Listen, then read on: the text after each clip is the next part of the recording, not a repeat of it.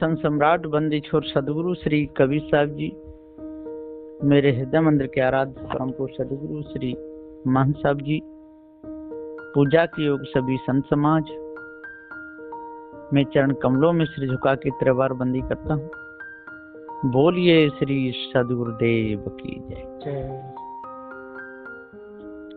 सदगुरु श्री कबीर साहब जी बड़े विचारमान, अच्छे, अखंड बाल ब्रह्मचारी संत थे। हृदय के पवित्र थे और सबको सत्य का उपदेश देते थे। भैया चेतन जीव सत्य है, एक असल पर नकल अनेका, अनेक नकल नहीं पावे एक। जो तू चाहे मुझको छाड़ सकल की आस, मुझे ही ऐसा हो रो सब सुख तेरे पास। साधु भैया तो क्या भैया बोले ना विचार, और हते पराई आत्मा जीव बांध तलवार। सदगुरुदेव जी कहते हैं कि इधर तो एक ही आत्मा सब में व्यापक कहता है, फिर हत्या किसको रहा है, मार किसको रहा है। एक में कोई मारना होता है, एक में कोई काटना होता है।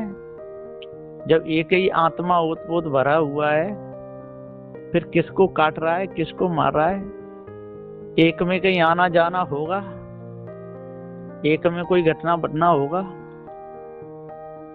है? इसलिए सदगुरुदेव जी कहते हैं कि आप तो मार रहे हो, इधर तो एक ही आत्मा कह रहे हो, तो हते पराई आत्मा, यहां तो फिर दो हो गए। इसलिए सदगुरुदेव जी कहते हैं कि आपका ये आत्मा का भरम मिथ्या धोखा है। जीव सत्य है, अजर अमर अखंड है। रज सत्य और तम ये जड़ तत्वों के अनादि क्रियाएं रूप तीन गुण हैं, और इन्हीं तीन गुणों में फंस कर ये मनुष्य अपने आप को भूल गया है।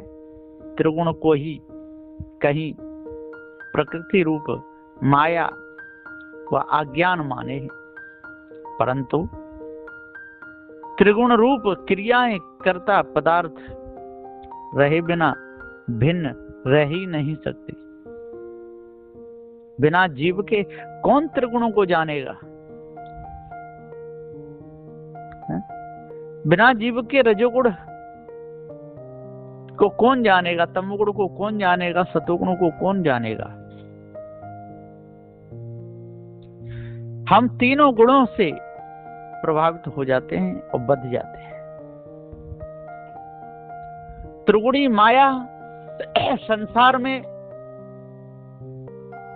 परेशान कर रही है, संसार को बहुत दुख दे रही है,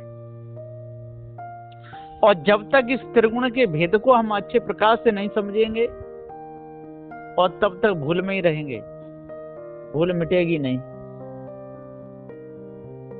मुख्य पृथ्वी और जल तत्व मिलके देह, वृक्ष, पाषाणात अनेक पदार्थ उत्पन्न होने वाली रजोगुणी क्रियाएं हैं। रजोगुण को ही ब्रह्मा माना है। तेज और वायु ये मुख्य तत्व मिलके देह, वनस्पति आदिकों का रक्षण रूप पालन होने वाली सतोगुणी क्रिया है। इसको जीव ही जानता है। सतोगुण को ही विष्णु माना है, लेकिन सतोगुण विष्णु नहीं है। विष्णु अलग है, गुण अलग है। जो सतोगुण है वो अलग है, लेकिन सतोगुण के पालन करने वाले विष्णु माने गए हैं। लेकिन यदि निर्णय से देखा जाए तो उन्होंने सतोगुण का कहीं पालन ही नहीं किया है। स्थिर पवन से पिंड की चंचल प्राणवायु और ब्रह्मांड में विशेष गतिमान वायु तत्व की क्रिया समान रूप से स्थिर होने वाली तमोगुणी क्रिया है। तमोगुण को कौन जानेगा, इस क्रिया को कौन जानेगा? बिना जीव के कौन जान सकता है? जैसे सुषुप्ति अवस्था, मूर्छा, समाधि और स्थिर पवन समय सर्व क्रियाओं की स्थिरता तमोगुण को ही महादेव माना है। जो तमोगुणी है वो महादेव है, क्योंकि तमोगुणी थे ना वो, इसलिए। वैसे तमोगुण अलग है, तमोगुण का महादेव कोई लेना देना नहीं है, लेकिन वो ने तमोगुण को धारण किया इसलिए कह दिया। इसलिए चेतन जीव ही सत्य अजर अमर अखंड नित्य स्वयं स्वरूप है। ये तीनों गुण अलग हैं। जब ये जीव अपने आप को भूल जाता है तो ये तीनों गुण इसे बांध लेते हैं, और जब अपने आप को जान जाता है तो तीनों गुण पीछे छोड़ देते हैं। फिर मनुष्य स्वयं गुणों से काम लेता है। मनुष्यादि चेतन जीवों की इच्छा रूप सत्ता से रजोगुण की सतोगुणी और तमोगुणी क्रियाएं देह संबंध से हुआ करती हैं। तेरे में रजोगुण कर्म मार्ग है, उसमें 4 वर्ण 4 आश्रमों के कर्म, पेट पालन के शब्दादि 5 विषयों के कर्म, नाम जात पांत कुल मान मर्यादा जगत प्रपंच के कर्म, स्त्री, ये सब इसी में चलते रहते हैं। खान पान ऐश आराम के अनेक कर्म हैं, और इनमें ये जीव भूल जाता है। ये जंगल है, जो बहुत बड़ा जंगल है, इन्हीं में मिलते रहते हैं। त्रिगुण ही त्रिपुटी रूप है, वही देहात जड़ तत्व रूप माया है, महामाया है, जो त्रिगुण के वशीभूत हो जाता है और त्रिगुणों को ही अपना स्वरूप मान लेता है, इस शरीर को ही अपना स्वरूप मान लेता है, तब वो समझ लो भूल जाता है। आत्मा परमात्मा ब्रह्म के चक्कर में फंस करके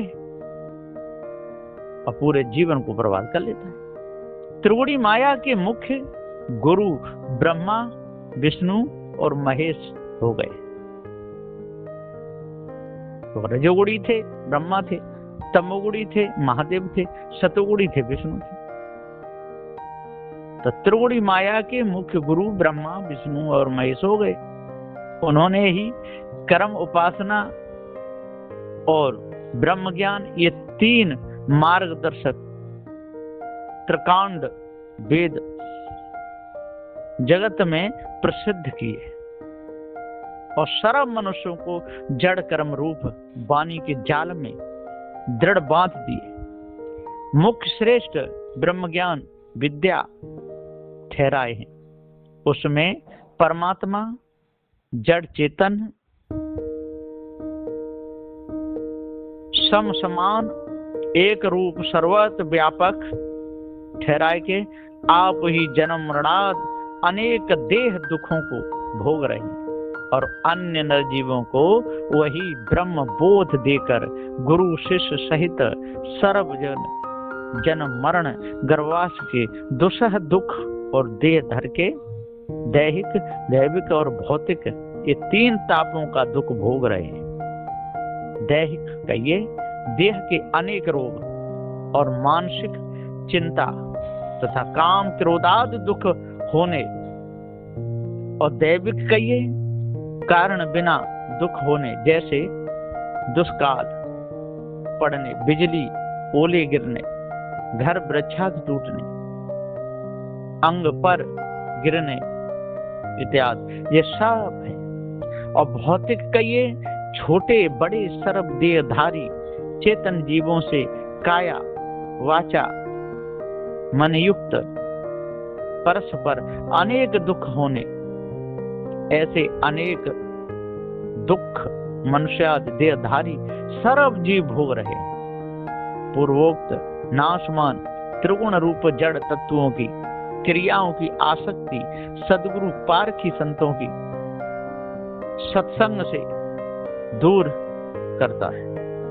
जो पारखी संतों का सत्संग है, इससे ये बीमारी दूर करती है, और प्रारब्ध व्यवहार मात्र अवश्य अन्न वस्त्रादि उदासीन कर्मों को छोड़कर पाप पुण्य कर्मों के अध्यास रहित मनुष्य की शुद्ध चाल चलन युक्त मनुष्यों ने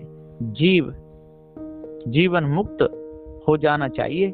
लेकिन ये मायावी गुरुवा लोगों के चक्कर में फंस करके बदे रहते हैं, तब देहांत के पीछे विदेह मुक्ति में मनुष्य रूप हंस जीव शांत स्थिर सदैव के लिए रह जावेंगे, उसी को बनाना चाहिए।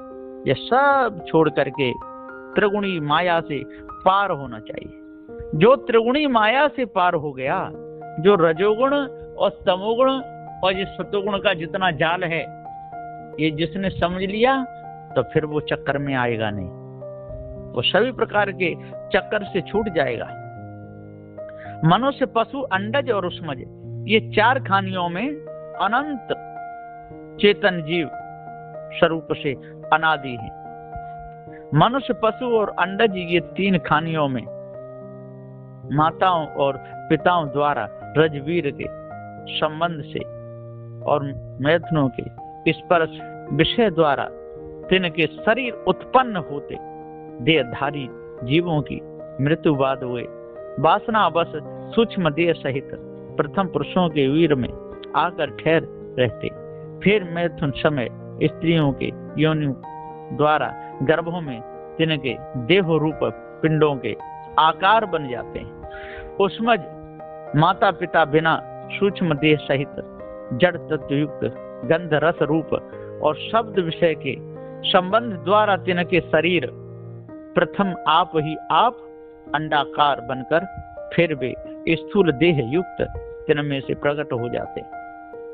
मुख्य पृथ्वी तत्व युक्त सुगंध और दुर्गंध अर्थात नरक मूत्र सड़े पदार्थ सुगंधी फूल बचनाग सूखे लक्कड़ इत्यादि में जन्म लेने वाले कृमि कीटादि जीव हैं।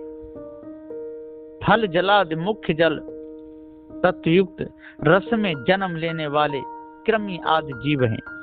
मुख्य तेज तत्व के उष्णता रूप विषय द्वारा सर्व अनाजों में उत्पन्न होने वाले जीव हैं।